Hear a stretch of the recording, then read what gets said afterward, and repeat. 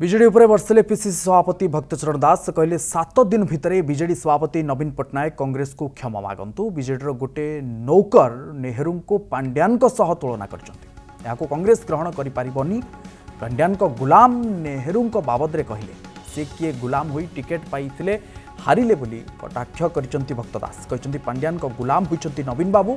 संतृप्त मिश्र मध्य पांड्यान गुलाम नवीन बाबू पावर रे नेहरू सहित तुलना कर संतृप्त। 7 दिन समय दि जाउछि जदि यहा भितरे नवीन बाबू भूल न मागिले नवीन निवास घेरिब कांग्रेस। आज बिजू बाबू उपरे थाई नवीन को उपरे रागुथिबो बोली कहिसंती भक्त दास।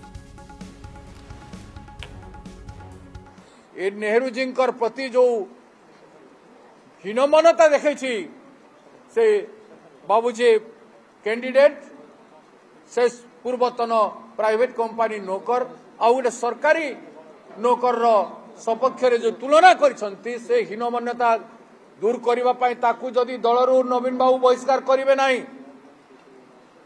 ओडिशा लोकंकु नेहरू जी प्रति छोटिया उक्ति जो करिछंती सेथि प्रति विजु पट्टनायक पुओ भलिया स्वभाव देखई ओडिशा लोकंक पाखरे माफी मागबे नहीं ताहले नवीन बाबूंकर नवीन निवास घेराव करा जिवो। मु 7 दिन टाइम दउछि 7 दिन भितरे नवीन बाबू जदि राजनीतिक त्रुटिर संशोधन करेंगे ना ताहले तांकु विजु जनता दल जो विजु पट्टनायक नारे है विजु पट्टनायक नेहरूंकर सम्मान करुथिले सेही विजु पट्टनायक दल नेतृत्व से नेवार गर्व करवा उचित।